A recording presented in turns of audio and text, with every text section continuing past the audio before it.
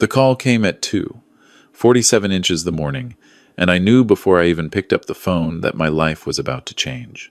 You develop a kind of radar when you get to my age. 63 years of living teaches you that calls at that hour never carry good news. But nothing, not one single thing in 6 decades of breathing, could have prepared me for what my son-in-law said next. "There's been an accident," he told me, his voice flat and strange. "Rachel's at Mercy General. You should probably come." Probably. That was the word that lodged itself in my chest like a splinter. Not you need to come, not I need you here, not even hurry. Probably. Like my daughter lying in a hospital bed was something I might want to pencil into my schedule if I had the time. I didn't say anything back to him. I just hung up and grabbed my keys off the hook by the garage door, my hands already shaking. My daughter Rachel was 34 years old. She was a physical therapist, a marathon runner, a woman who took her vitamins and wore her seatbelt and called me every Sunday without fail. Whatever had happened to her, it was serious enough that someone had called me in the middle of the night. And her husband, a man I had never fully trusted but had learned to tolerate for Rachel's sake, had delivered that news with all the warmth of a man reading off a grocery list. I made the 40-minute drive to Mercy General in just under 25. I parked crooked across 2 spaces and didn't care. The emergency room nurse at the front desk told me Rachel had been brought in around midnight following a single vehicle accident on Route 9. Her car had gone off the road near the Henderson overpass. The initial assessment showed a fractured pelvis, 3 broken ribs, and a significant head injury. She was in surgery. I sat down in one of those plastic waiting room chairs and put my face in my hands. Then I looked up and realized I was alone. My son-in-law Derek was not there. I assumed he was parking the car. I waited 20 minutes. I walked to the bathroom and back. I bought a coffee from the vending machine that tasted like hot water with ambition. An hour passed. Then, another. The sky outside the glass doors began to lighten from black to dark blue to the pale gray of early morning. A nurse came out to update me. Rachel was still in surgery. The head trauma was their primary concern. I should try to rest. I asked her if a man had come in asking about my daughter. Dark hair, early 40s, broad shoulders, drives a black Audi. She checked her log. No. I called Derek's cell phone. It rang 4 times and went to voicemail. I called again. Same thing. I sent a text that said only, "Where are you?" The 2 blue check marks appeared, which meant he'd read it, and then nothing. No response. No explanation. No husband sitting beside me in that waiting room while my daughter's skull was being examined by surgeons who didn't know her laugh or the way she always burned the bottom of her grilled cheese sandwiches. I sat with that silence for 6 hours. At 9:15 inches the morning, Rachel was moved to the ICU. The surgeon came out to speak with me, a tired-looking woman in her 50s, with kind eyes who explained that Rachel's brain had experienced some swelling, but they had relieved the pressure and were cautiously optimistic. She would be sedated for at least the next 24 hours. I could see her briefly. I stood at Rachel's bedside and held her hand and talked to her the way I used to talk to her when she was small and afraid of thunderstorms. I told her she was going to be fine. I told her I was there. I told her I wasn't going anywhere. Then I walked back out to the waiting room and checked my phone. Derek had still not responded to my text. But he had, in the last hour, posted 4 photos to his Instagram. The first was a wide shot of a hotel pool with palm trees and a bright blue sky, captioned "Living Like This." The second was a close-up of a cocktail glass with an umbrella in it. The third was a selfie, Derek grinning, sunglasses pushed up on his forehead, arm around a woman I recognized immediately as my daughter's best friend, Cassie, and the caption read, "Best people, best city. Vegas, baby." The fourth photo was a video. 15 seconds of Derek and Cassie dancing in what appeared to be a nightclub, neon lights strobing overhead, both of them laughing like people who had not one single thing weighing on their minds. My daughter was in the ICU. My daughter's husband was in Las Vegas with her best friend. I stood in that hospital waiting room with my phone in my hand, and I felt something shift inside me, not just anger, though there was plenty of that, but a cold, deliberate kind of clarity. The kind that comes when the fog of shock burns off and you see the landscape clearly for the first time. Something was very wrong here. Not just the obvious wrongness of a husband abandoning his wife in a hospital. Something structured. Something planned. Because here is the thing about Derek that most people didn't know, but that I had suspected for 2 years. He was meticulous. He didn't do anything without thinking it through. He was the kind of man who researched restaurants before he went to them, who kept spreadsheets for his personal finances, who never said anything in anger because he'd already decided what he wanted to say before he opened his mouth. A man like that did not accidentally end up in Las Vegas while his wife was in surgery. A man like that was exactly where he intended to be. I drove home from the hospital, showered, changed my clothes, and called my old friend Martin, who had retired from the Phoenix Police Department 3 years ago after 31 years on the force.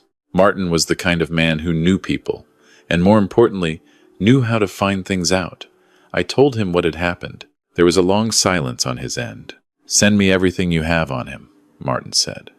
"Full name, date of birth, the address of record, social security if you've got it." I had it. When Rachel married Derek 6 years ago, I'd done my own quiet background check. Call me old-fashioned, but I believe in knowing who your daughter is going to spend her life with. I'd found nothing alarming at the time. Good credit, clean record, a history in financial consulting that checked out. But I'd kept the file. I sent it to Martin within the hour. Then I called Rachel's office to let them know she wouldn't be in. And then I sat down at my kitchen table with a cup of coffee that went cold while I stared out the window and tried to assemble everything I knew about my son-in-law into a shape that made sense. Derek had called me from what I now realized was probably the airport. He would have made the call at the last moment early enough that I'd head to the hospital and not start making other calls. Late enough that by the time I arrived, he'd already be on a plane. He had not asked me how Rachel was. He had not offered any explanation for why he wasn't at Mercy General himself. He had used the word probably because some part of him had known, even in that moment, that he was performing a script rather than having a conversation. I drove back to the hospital that afternoon. Rachel's condition was unchanged, still sedated, still being monitored, vitals stable, but the medical team maintaining caution about the head injury. I sat with her for 2 hours, talking quietly. I brought her a photograph from my wallet, one I'd carried for years, Rachel, at about 9 years old, sitting on the hood of my old Chevy truck with an ice cream cone, squinting into the summer sun, the happiest expression I've ever seen on a human face. I propped it against her water pitcher so it would be the first thing she saw when she opened her eyes. On my way out, I stopped at the nurse's station and asked, as casually as I could manage, whether Rachel's husband had called to check on her. The charge nurse shook her head. "No calls from family except yours, sir. Martin called me that evening while I was heating up leftover soup I had no appetite for. He got straight to it, the way he always had. No preamble, no softening. Your son-in-law transferred $340,000 out of a joint investment account 4 days ago," he said. "Account held in both his name and your daughter's. The transfer went to an LLC registered in Nevada. He's also 3 weeks behind on the mortgage, which is interesting, because the account those payments come from still shows a healthy balance." I set down my spoon. "He's also booked on a return flight," Martin continued. "But it's not back to Phoenix. It's to Cancun, departing Thursday. 1 passenger. And I'm going to let you sit with this next part, because it's the piece that changes everything.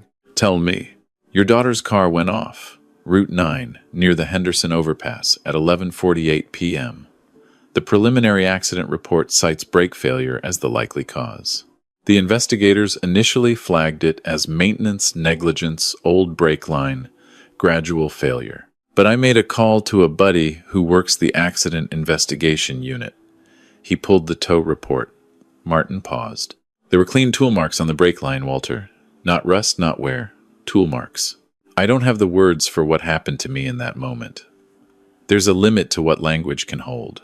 I sat in my kitchen, in the yellow light of my overhead lamp, and I thought about my daughter, driving home on Route 9 inches, the dark, pressing her brake pedal as she approached the Henderson Overpass, and the pedal going soft, too soft, and the guardrail coming up too fast. And I thought about Derek in that nightclub in Las Vegas, dancing with his arm around Cassie, laughing in the neon light. "He tried to kill her," I said. "That's what the evidence is pointing toward," Martin said quietly. "Walter, you need to call the police." "I know," I said. But I need one day first. Martin was silent for a long moment. Then, one day, and don't do anything stupid.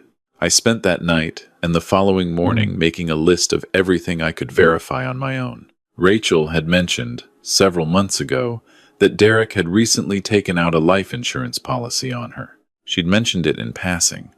The way you mentioned small administrative things, they'd updated their wills, sorted out the insurance, all very grown-up and responsible. $2 million, she'd told me. I hadn't thought anything of it at the time. Couples did these things. I thought about it now. I thought about the LLC in Nevada. I thought about the Cancun flight booked for one. I thought about the fact that Derek had called me to tell me about the accident rather than going to the hospital himself, because going to the hospital would have required him to perform grief in front of people who knew him, and Derek meticulous. Calculating Derek had apparently decided it was cleaner not to be there at all. I thought about Cassie. Rachel had been friends with Cassie since college. They'd been bridesmaids in each other's weddings. Cassie had sat with me in the waiting room at the oncologist's office years ago when Rachel's mother was first diagnosed. I'd always liked Cassie. I didn't know yet how much she knew, or how long this had been going on, or whether she was a knowing participant or simply a woman who didn't know the man she was sharing a hotel room with. That distinction mattered to me. On Wednesday morning, 2 days after the accident, I called Derek's cell phone again. This time he picked up. "Walter," he said, and his voice carried exactly the right amount of careful concern. Not too much, which would seem performative. Not too little, which would be suspicious. He'd calibrated it. "How's Rachel? Any updates?" "She's stable," I said. "Where are you, Derek?" A brief pause. I had to fly out for a work situation. It came up suddenly. I've been trying to get back, but there have been some delays. What kind of work situation takes you to Las Vegas while your wife is in the ICU? A longer pause this time. "I can explain all of this when I get back." "I'm sure you can," I said. "I wanted to let you know that the accident investigators are calling it a brake failure. They're looking into it further. I thought you'd want to know." I said it the way I'd rehearsed it, completely flat, completely neutral, and in the silence that followed, I heard something, a sharp intake of breath, barely audible, the sound of a man's careful composure encountering unexpected information. That's terrible," he said. "I hope she's being well taken care of." "She is," I said. "I'm with her every day." I hung up and called Martin. "He knows I know something," I said. "We need to move today." Martin had already been in contact with Detective Sandra Okafor at the Phoenix PD, who had been quietly looking into the accident since Martin had passed along the information about the brake line. She met me at a coffee shop near the hospital at noon, a sharp-faced woman in her mid-40s who had the kind of stillness about her that told you she'd heard a great many terrible things and filed them away. Efficiently, rather than letting them knock her sideways. I gave her everything, Martin's findings. The screenshots of Derek's Instagram posts, the timeline of the phone call Derek had made to me from what I'd now confirmed was Phoenix Sky Harbor Airport at 1:14 a.m., and the information about the life insurance policy Rachel had mentioned. Detective Okafor listened without interrupting. When I finished, she was quiet for a moment, looking at her notes. "I want to be transparent with you," she said. "The brake line evidence is significant, but by itself it's not enough for an arrest. Tool marks can be contested. What we need is financial documentation, and ideally something connecting him to the vehicle in the days before the accident." She looked up at me. "Did your daughter have a security camera at their house? Doorbell camera? Garage camera? Anything like that?" I thought about it. Rachel had mentioned something, about 6 months ago, a new smart home system Derek had insisted on installing. Cameras at the front door, the back patio, the garage. "The garage," I said. "If those recordings are on a cloud server rather than local storage," Detective Okafor said, "and if we can access them, we may have something. The account would be in Rachel's name or Derek's." "Likely Derek's," she said, "which is a problem, unless Rachel has access too." I drove to the hospital. Rachel was still sedated, But the medical team had begun the process of reducing the sedation levels and expected her to regain consciousness within the next 12 to 24 hours. I sat beside her bed and talked to her, the same way I'd been doing since Monday morning, because the nurses told me that hearing familiar voices could help. I talked about nothing important. I talked about the summer she was 12 and we drove to the Grand Canyon, and she insisted on taking photos of every single informational placard because she wanted to remember everything. I talked about her mother, who had been gone for 4 years now, and who had adored Rachel with a fierceness that still amazed me when I thought about it. I talked about the photograph propped against the water pitcher, the ice cream cone, the summer sun, the Chevy truck. At 4:30 inches the afternoon, my daughter opened her eyes. She didn't speak right away. She was confused, disoriented, in pain, all of which the nurses had prepared me for. But she recognized me. She looked at my face and she knew me. And she reached for my hand, and I held on to her and told her she was going to be fine. The same words I'd been saying to her for 2 days. But this time she was awake to hear them. It took another 2 hours before she was coherent enough to have a real conversation. The first thing she asked, once she understood where she was and what had happened, was where Derek was. I told her carefully. Not everything, not the brake line, not the insurance policy, not the LLC in Nevada. Just that he had gone out of town for work and had been difficult to reach. I watched her face while I said it, and I saw something there that I'd seen before in smaller moments over the past few years and had never quite let myself name a flash of something that wasn't quite surprise. More like a kind of weary recognition. "He went to Las Vegas, didn't he?" she said. It wasn't a question. I held her hand and said yes. She closed her eyes. "With Cassie."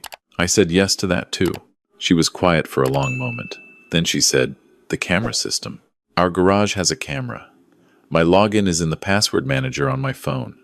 The phone should be in my personal items bag.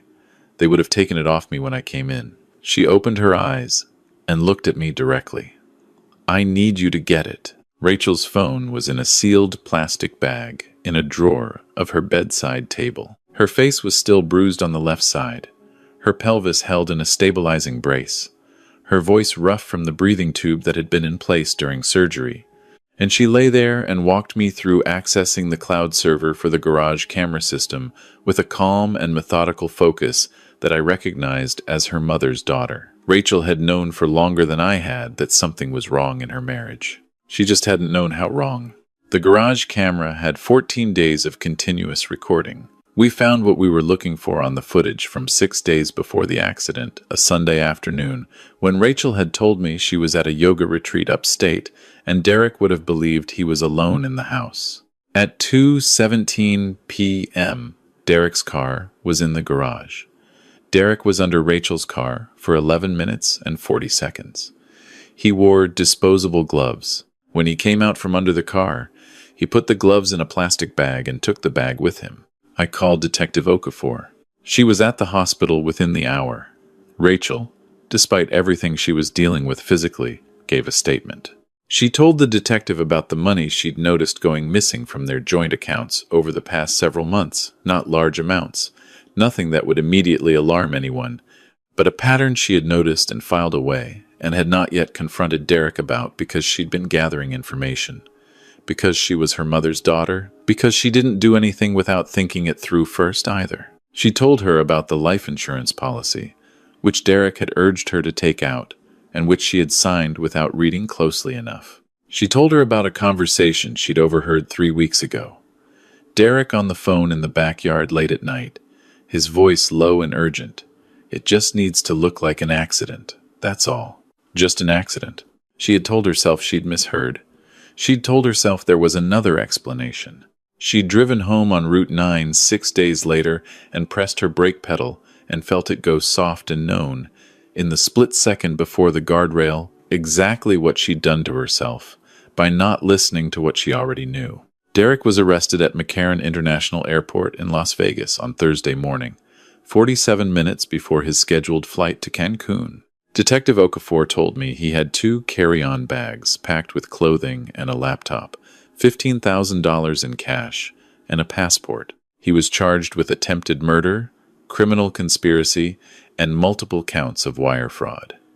When the officers approached him at the gate, she told me, he didn't run. He just stood very still and looked at his boarding pass for a long moment, like a man who had been expecting this and was only surprised it had come so soon. Cassie, it turned out, knew nothing about the break line. She knew about the affair she had been seeing Derek for 8 months, and she thought they were in love, and she had understood Vegas to be the beginning of a new chapter for both of them, once Derek's marriage was over. She did not know that her friend's car had been tampered with. When Detective Okafor informed her of what Derek had done, she sat in the interrogation room and cried for a long time, and then she asked if she could go to the hospital. I was there when Cassie walked into Rachel's room.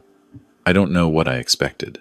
But Rachel, who was lying in a hospital bed with a fractured pelvis and 3 broken ribs and a head injury that had kept her sedated for 2 days, looked at her oldest friend and said, "Sit down, Cassie. I need to tell you some things, and you need to listen." I stepped out into the hallway to give them privacy. I stood by the window at the end of the corridor and looked out at the parking lot and the strip of pale Arizona sky above it and felt something I hadn't felt since Monday night. Something that wasn't quite relief, not yet, but was adjacent to it. A loosening. The weeks that followed were hard in the way that practical things are hard. Insurance companies, lawyers, a civil suit to recover the $340,000, the slow and grinding machinery of a criminal case building toward trial. Rachel came home from the hospital 19 days after the accident, moving carefully with a walker, installed in the guest room of my house because her house was a crime scene, and then, once it wasn't, a place she never wanted to sleep in again. We watched old movies, and I made soup that was better than the leftover kind I'd heated up in that terrible week. And her friends from work came by in rotating shifts, and she cried sometimes, and sometimes she laughed. And very slowly, the color came back into her face. She told me, one evening when we were sitting on the back porch watching the sun go down behind the saguaros, that she had known something was wrong with Derek long before she'd ever heard that late-night phone call. She told me she'd felt it the way you feel a change in the weather, before you can name it a shift in pressure, a wrongness in the air. She'd thought for a long time that it was her fault, that she was imagining things, or being too sensitive, or that if she was different, or better, or less demanding, the wrongness would go away. She told me it had taken her a long time to understand that the wrongness wasn't in her. I held her hand and thought about her mother, who had once told me, in the last year of her life, that the only real thing you can do for your children is make sure they know they have somewhere to come back to, a place that will hold them. "You should have called me sooner," I said. "I know," Rachel said. "I was afraid you'd feel like you had to fix it." "I would have," I admitted. She smiled.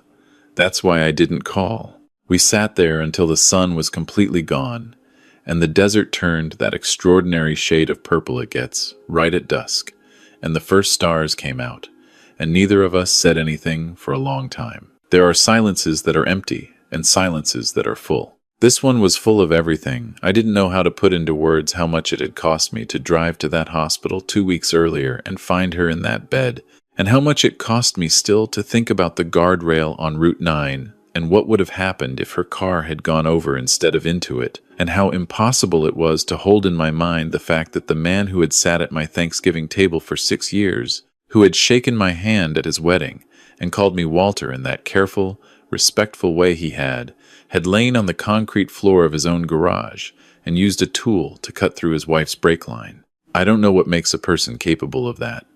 I've thought about it many times since then, and I don't have an answer. Some people look at other people and see objects, things to be used or discarded or insured against. I don't know when Derek became that kind of person or whether he always was. I suppose it doesn't matter. What matters is that Rachel survived the Henderson overpass. What matters is that the cameras were rolling. What matters is that Martin still knew the right people, and Detective Okafor was good at her job, and my daughter had inherited her mother's careful intelligence and used it even when she was afraid. Derek pleaded guilty 8 months later to avoid a trial. He received 22 years for attempted murder, with additional concurrent sentences on the fraud charges. His lawyer made arguments about his lack of prior criminal history and his prospects for rehabilitation, and the judge listened politely and then sentenced him to 22 years. Detective Okafor called me from the courthouse steps to tell me, And I sat down in my kitchen, the same chair I'd been sitting in, when Martin called me about the brake line, and I just breathed for a while. Rachel sold the house and bought a small place near mine. She went back to work 6 months after the accident, first part-time and then full. Her patience, never knowing that the calm and steady woman helping them rehabilitate their hips and knees, had herself spent the better part of a month learning to walk without pain. She and Cassie rebuilt slowly and carefully, the way you rebuild something you want to make sure will hold. It's different between them now, Rachel told me. Not worse. Exactly. But honest in a way that it wasn't before. And maybe that's better. She called me on a Sunday, the way she always has. And I picked up on the second ring, the way I always do.